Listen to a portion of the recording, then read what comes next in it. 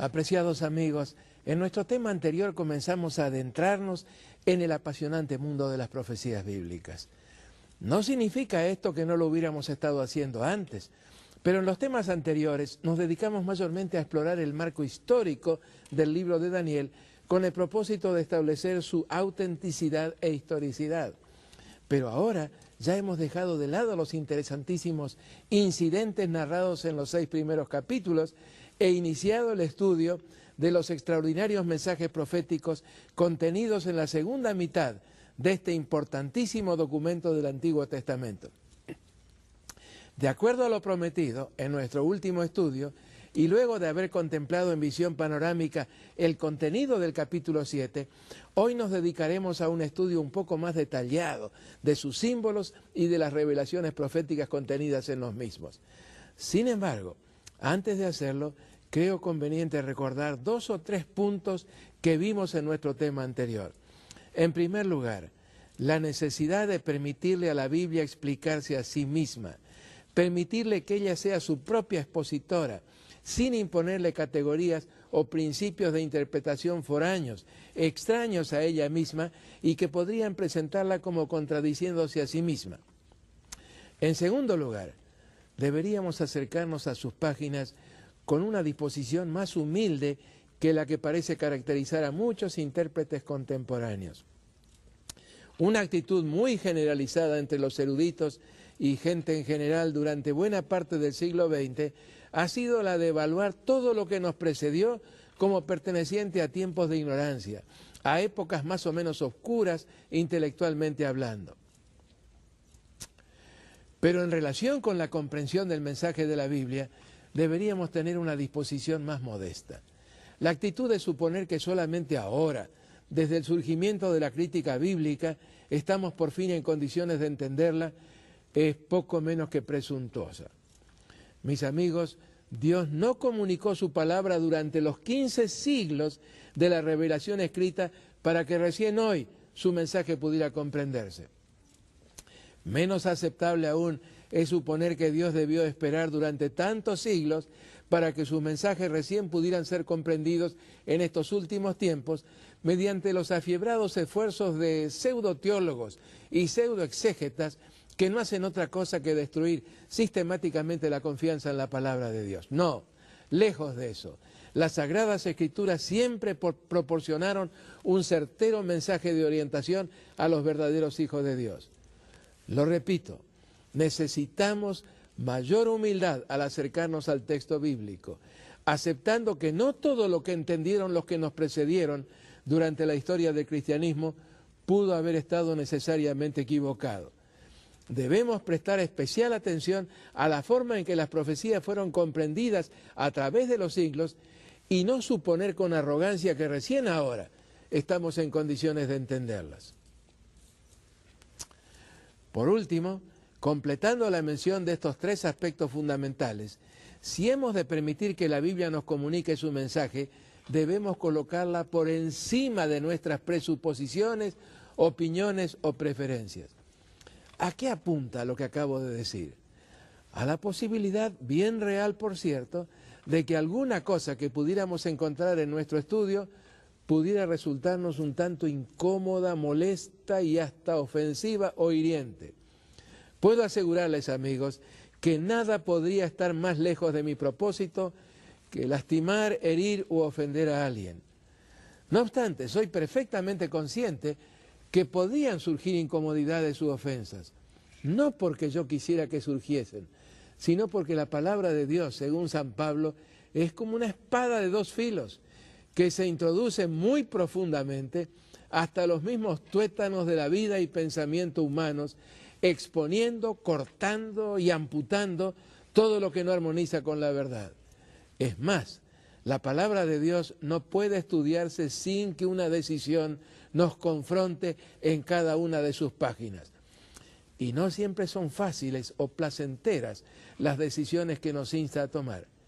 El mismo Señor lo expresó con claridad meridiana en Mateo, el capítulo 10, los versículos 34 al 36. Estas son sus palabras. No penséis que he venido para traer paz a la tierra. No he venido para traer paz, sino espada. Porque he venido para poner en disensión al hombre contra su padre, a la hija contra su madre, y a la nuera contra su suegra, y los enemigos del hombre serán los de su casa. Sí, amigos, la verdad puede traer disensión. Puede ocasionar distanciamientos y enemistades, aún entre seres muy queridos. Jesús y su mensaje pueden ser causa de profundas divisiones, aún en el seno mismo de la familia. Todavía más, según lo que acabamos de leer, aceptar el mensaje de Jesús puede ser causa de persecución y hasta de muerte.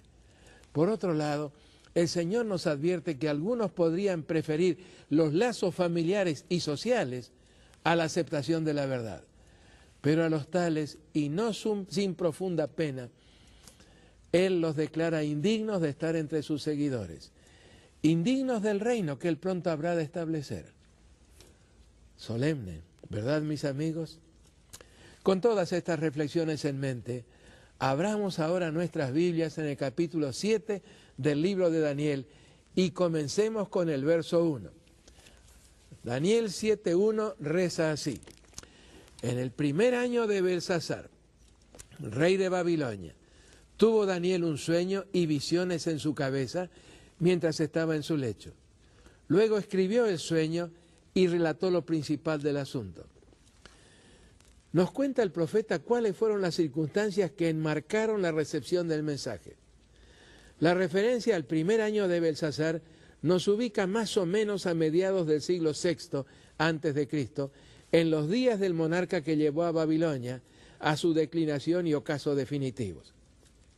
Ahora que el poderío y la gloria del primer imperio universal entraban en la cuesta descendente, Dios decidió, llegado el momento, de recordar a su pueblo sus planes en relación con el futuro. Habrían de ocurrir movimientos políticos militares rápidos, caracterizados por una intensidad pocas veces vista antes, y Dios no quería que su pueblo se desorientara al presenciarlos. Daniel describe también el medio de la transmisión del mensaje, hablándonos de sueños y visiones. Nos dice mientras estaba en su lecho, según Números capítulo 12, verso 6, ese es precisamente la forma, la manera como Dios comunica sus mensajes, mediante sueños y visiones.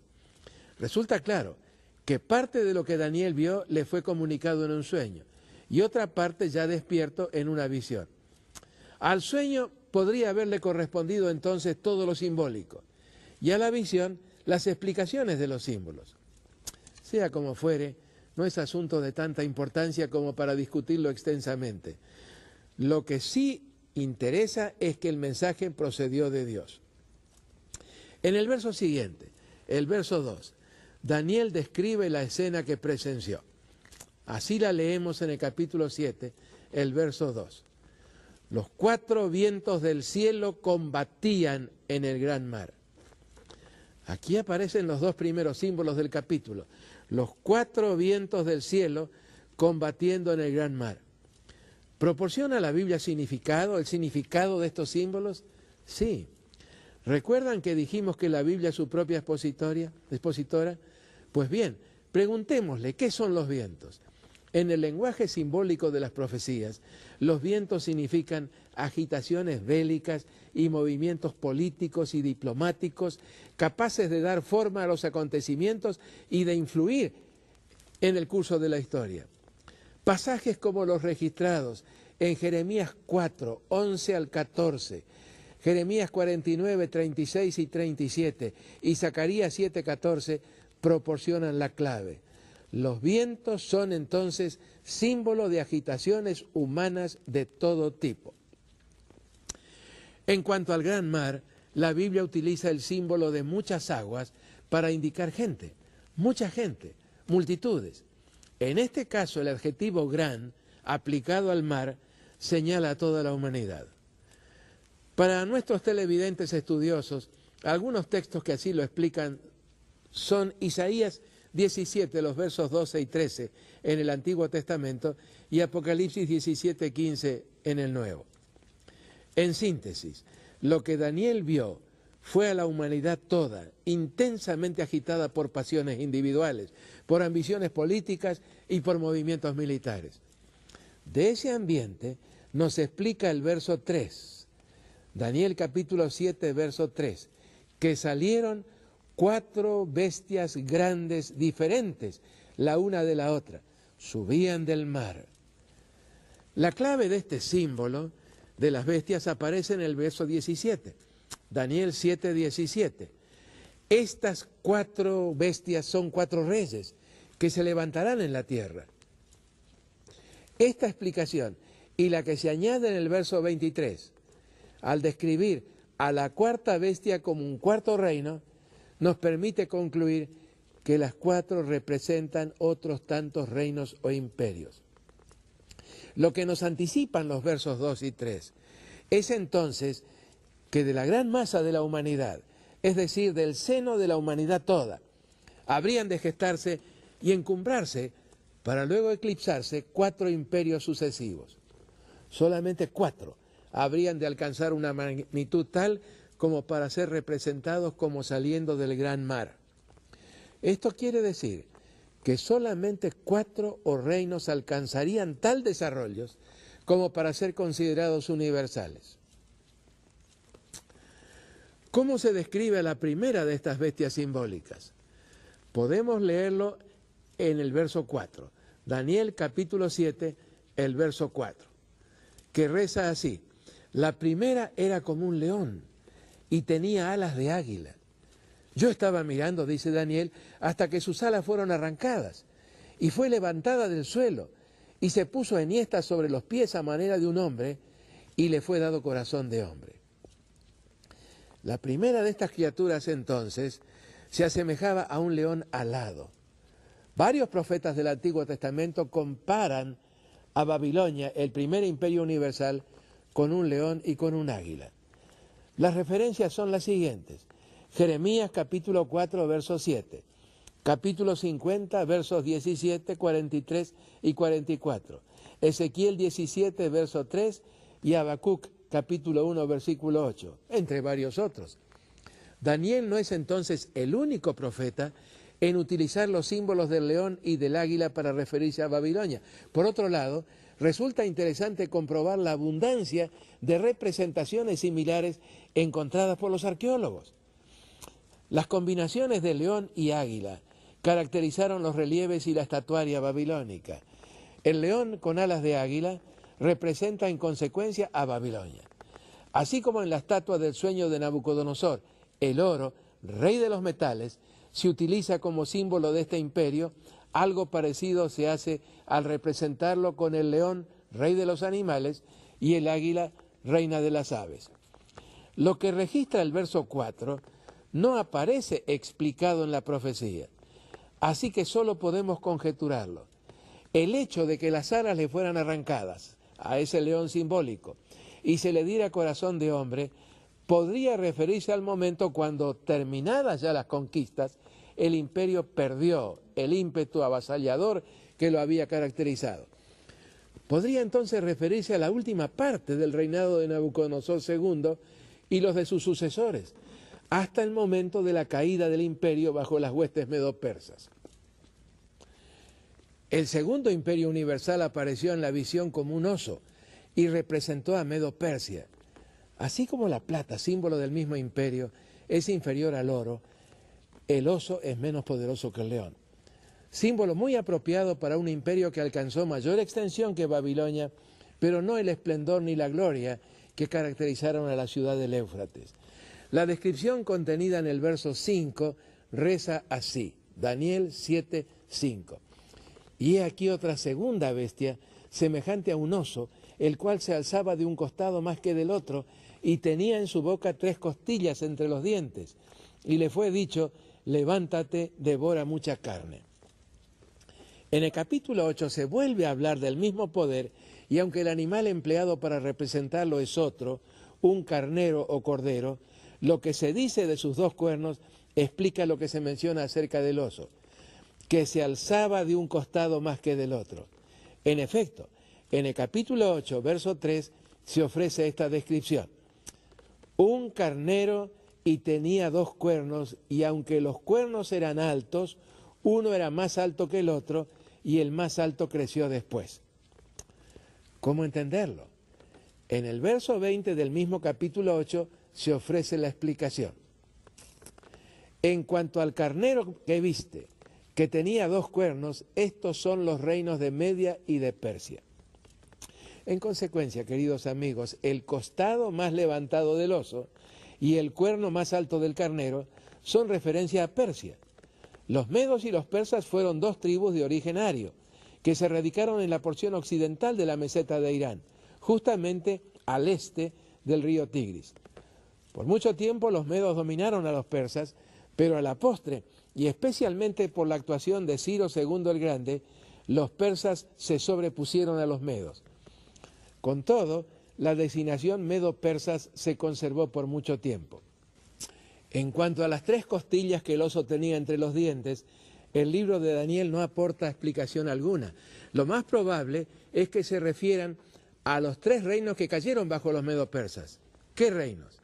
Lidia en el año 547 a.C., Babilonia en el año 539 y Egipto en el año 525. Los 2 primeros conquistados por Ciro II y el último por su hijo Cambises II. Este imperio también habría de pasar, y la historia lo demuestra. Babilonia, el primer imperio universal, duró unos 66 años, entre los años 605 y 539 a.C. La historia de Medo-Persia se extendió por un lapso mayor, entre los años 539 y 331 a.C., es decir, por algo más de 200 años, hasta su caída ante los embates bélicos del Tercer Imperio Universal. Acerca de este último, el verso 6 del capítulo 7 registra la siguiente descripción, y esto es lo que leemos. Después de esto miré, y he aquí otra, semejante a un leopardo, con 4 alas de ave en sus espaldas. Tenía también esta bestia 4 cabezas, y le fue dado dominio. A ser verdad lo que nos dicen los naturalistas, el leopardo es un animal muy veloz, pero tan solo en recorridos cortos, muy cortos. Por eso, la imagen del leopardo se presta muy bien para hacer referencia a algo que se realiza velozmente, pero también apunta a algo de existencia efímera, de corta duración. Buen símbolo para el imperio fundado por Alejandro III el Magno o el Grande. Y por otro lado, corresponde muy bien con el metal que le fuera asignado en la gran estatua, el bronce. El bronce puede alcanzar mucho brillo, al punto de asemejarse al oro, pero en el mejor de los casos se trata de un brillo pasajero, fugaz. ¿De dónde derivamos que el tercer imperio que estamos describiendo es el greco-macedónico? La clave la encontramos otra vez en el capítulo 8. En los versos 5 al 8 de ese capítulo se describe el mismo poder bajo la figura de un chivo o macho cabrío unicornio, es decir, dotado de un cuerno notable en su frente, entre los ojos, identificado en el verso 21 con las siguientes palabras. Daniel 8:21. El macho cabrío es el rey de Grecia y el cuerno grande que tenía entre los ojos es el rey primero, es decir, el que más se destacó, el primero en merecer el título de rey. Alejandro III el Grande o Magno. Su padre, Filipo II, había logrado derrotar una confederación de las ciudades griegas en la batalla de Queronea en el año 338 a.C., pero solo para caer asesinado poco tiempo después.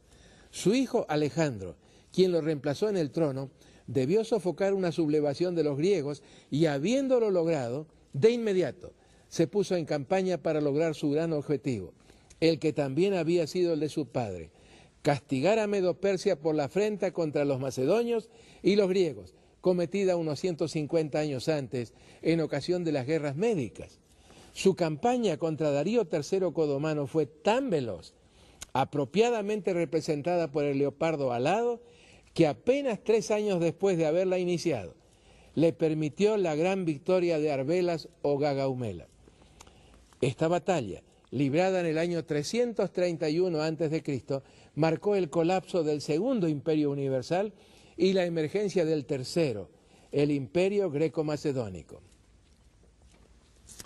En cuanto a las 4 cabezas del leopardo mencionadas en la descripción del capítulo 7, tienen su correspondencia en lo que le ocurrió al cuerno único del macho cabrío, símbolo de Alejandro Magno.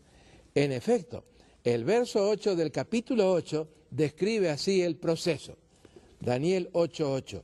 Y el macho cabrío se engrandeció sobremanera, pero estando en su mayor fuerza, aquel gran cuerno fue quebrado, y en su lugar salieron otros 4 cuernos notables hacia los 4 vientos del cielo. La explicación proporcionada por el ángel Gabriel y registrada en el verso 22 no deja ninguna duda acerca del significado de estos símbolos.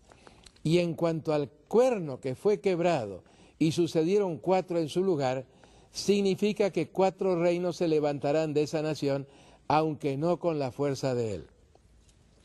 La correspondencia entre las 4 cabezas del leopardo que se mencionan en el capítulo 7 y los 4 cuernos que surgieron del cuerno quebrado del macho cabrío mencionado en el capítulo 8 es definitiva e inconfundible. El imperio de Alejandro Magno habría de dividirse en 4 reinos menores. ¿Lo corrobora la historia? Sí, apreciados amigos, y en forma totalmente documentada. Veamos en forma muy resumida cómo ocurrieron las cosas. Alejandro, el gran conquistador del mundo de aquel entonces, no logró la victoria sobre sí mismo, sobre su apetito por el licor. Víctima de una borrachera y posiblemente también de un ataque de paludismo o malaria, la fiebre de los pantanos, como la llamaban en aquellos días, murió prematuramente en el año 323 a.C., cuando apenas contaba 33 años de edad. ¡Qué tragedia! Una de las tantas víctimas del alcohol, ese poderoso veneno que en las palabras del poeta mata a los vivos y conserva a los muertos. La lucha por el poder comenzó en torno mismo de su lecho de muerte, y él no contribuyó a tranquilizarla. En efecto, cuando sus generales le preguntaron quién habría de sucederle, contestó enigmáticamente: el más fuerte.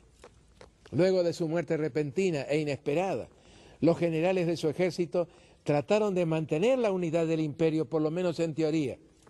Así, por un cierto tiempo, los reyes titulares fueron Filipo, un hermanastro subdotado de Alejandro, y un niño de nombre Alejandro IV, hijo póstumo del gran conquistador.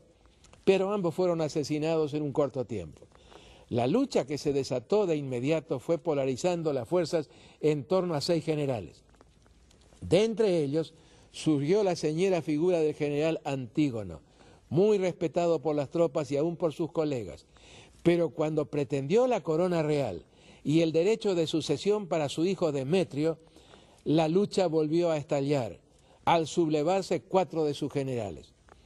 Derrotado en la batalla de Ipso en el año 301 a.C., Antígono Monofdálfico se suicidó y su hijo huyó.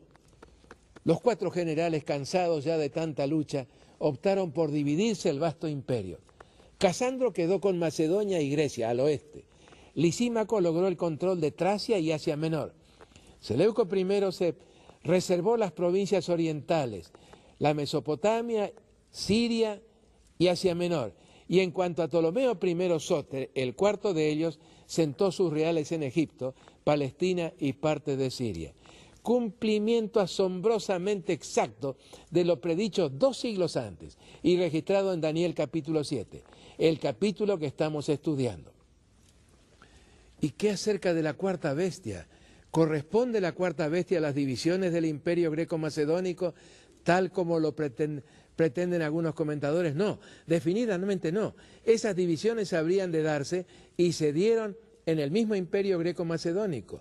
La cuarta bestia se refiere a otro poder que habría de surgir después, como dice el texto, al fin del reinado de estos. Eso lo encontramos en el capítulo 8, verso 23.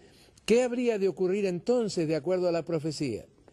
En la descripción del verso 7 del capítulo 7 leemos: después de esto miraba yo en las visiones de la noche, y he aquí la cuarta bestia espantosa y terrible y en gran manera fuerte, la cual tenía unos dientes grandes de hierro, devoraba y desmenuzaba, y las sobras hollaba con sus pies, y era muy diferente de todas las bestias que vi antes de ella, y tenía 10 cuernos. Muy apropiada descripción, amigos, del poder y de la actuación del Cuarto Imperio Universal, Roma. Con semejante apariencia, ¿cómo no habría de concitar la atención como lo hizo del profeta? En efecto, Daniel expresó su profundo interés en saber acerca del poder así representado y dirigiéndose al ángel en busca de la explicación lo hizo con estas palabras. Daniel 7:19.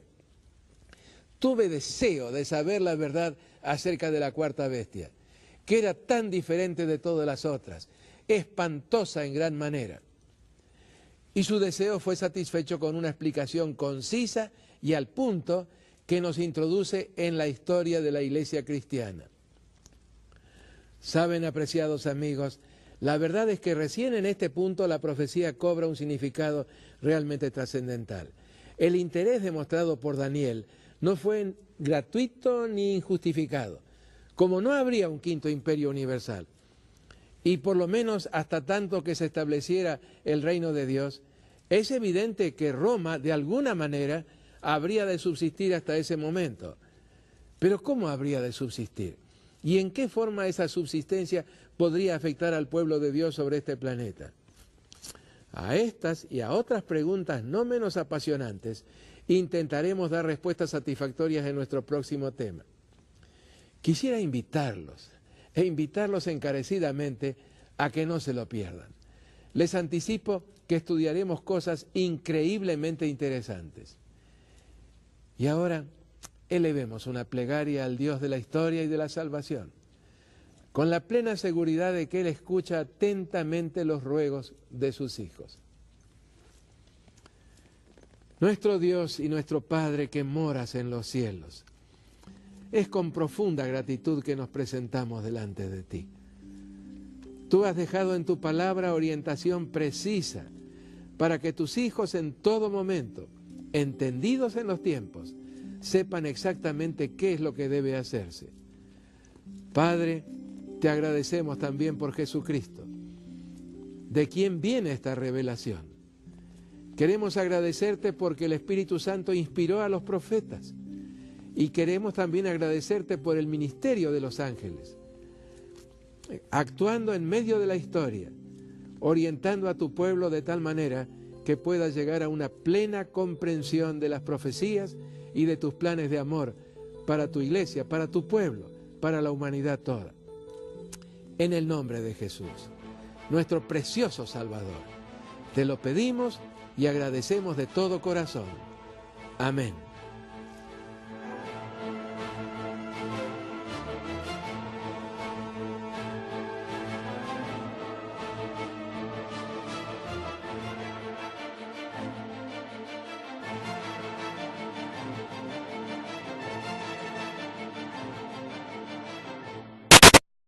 Y de las revelaciones proféticas contenidas en los mismos. Sin embargo, antes de hacerlo, creo conveniente recordar 2 o 3 puntos que vimos en nuestro tema anterior. En primer lugar, la necesidad de permitirle a la Biblia explicarse a sí misma, permitirle que ella sea su propia expositora, sin imponerle categorías o principios de interpretación foráneos, extraños a ella misma y que podrían presentarla como contradiciéndose a sí misma. En segundo lugar, deberíamos acercarnos a sus páginas con una disposición más humilde que la que parece caracterizar a muchos intérpretes contemporáneos. Una actitud muy generalizada entre los eruditos y gente en general durante buena parte del siglo XX ha sido la de evaluar todo lo que nos precedió como perteneciente a tiempos de ignorancia, a épocas más o menos oscuras intelectualmente hablando. Pero en relación con la comprensión del mensaje de la Biblia, deberíamos tener una disposición más modesta. La actitud de suponer que solamente ahora, desde el surgimiento de la crítica bíblica, estamos por fin en condiciones de entenderla, es poco menos que presuntuosa. Mis amigos, Dios no comunicó su palabra durante los 15 siglos de la revelación escrita para que recién hoy su mensaje pudiera comprenderse. Menos aceptable aún es suponer que Dios debió esperar durante tantos siglos para que sus mensajes recién pudieran ser comprendidos en estos últimos tiempos mediante los afiebrados esfuerzos de pseudoteólogos y pseudoexégetas que no hacen otra cosa que destruir sistemáticamente la confianza en la palabra de Dios. No, lejos de eso.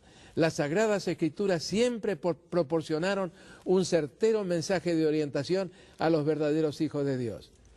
Lo repito, necesitamos mayor humildad al acercarnos al texto bíblico, aceptando que no todo lo que entendieron los que nos precedieron durante la historia del cristianismo pudo haber estado necesariamente equivocado. Debemos prestar especial atención a la forma en que las profecías fueron comprendidas a través de los siglos y no suponer con arrogancia que recién ahora estamos en condiciones de entenderlas. Por último, completando la mención de estos tres aspectos fundamentales, si hemos de permitir que la Biblia nos comunique su mensaje, debemos colocarla por encima de nuestras presuposiciones, opiniones o preferencias. ¿A qué apunta lo que acabo de decir? A la posibilidad, bien real por cierto, de que alguna cosa que pudiéramos encontrar en nuestro estudio pudiera resultarnos un tanto incómoda, molesta y hasta ofensiva o hiriente. Puedo asegurarles, amigos, que nada podría estar más lejos de mi propósito que lastimar, herir u ofender a alguien. No obstante, soy perfectamente consciente que podían surgir incomodidades u ofensas, no porque yo quisiera que surgiesen, sino porque la palabra de Dios, según San Pablo, es como una espada de dos filos que se introduce.